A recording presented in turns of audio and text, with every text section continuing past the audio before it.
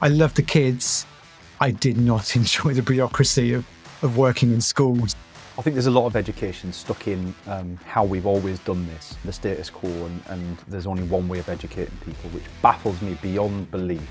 Mm-hmm. That we can be so naive to believe that there's only one true way of educating people. The new generation of CEOs that are coming in, that are taking over from the baby boomers, are kind of realizing that, hey, I can do this differently. I've got permission to do that. And that's the most wonderful thing about being a CEO. You can literally change anything. You're the boss. If you focus on the human element of everything that you do, you will get business success. You'll get the money, you'll get the results that you want if you just really focus on the human needs of your customers. But one of the things I refused to buy into was that I'd be driven solely by numbers.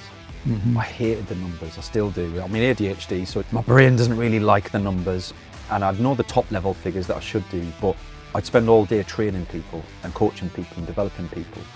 Rebels get results, they do, because as we've talked about before, they do things differently, they do things their own way, and they get results, which ultimately is what is important. One of the goals I always try to get to with all the CEOs I work with is no to-do lists, right? You should not have a to-do list, right? None of us ever get balance in our life. There's always some part of chaos somewhere.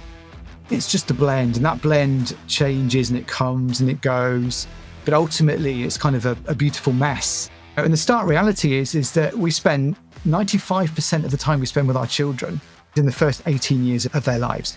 He said to me, God, there's only so many yoga classes I can go to. I am bored. Because it's deeply unsatisfying. Neurodiversity can be quite debilitating, right? It's not all wonderful, it's not all amazing news for everyone, but for those that can harness it, that have developed the strategies, it's somewhat of a superpower, right? The brilliant thing about neurodiverse people is they often have the ability to have that much wider view, hold a much wider context, hold a lot more in their head about what's going on that the most normal people can. And that is an incredible superpower. You need to create your own game and your own rules of doing things. And suddenly that unlocks so many different ways of doing it.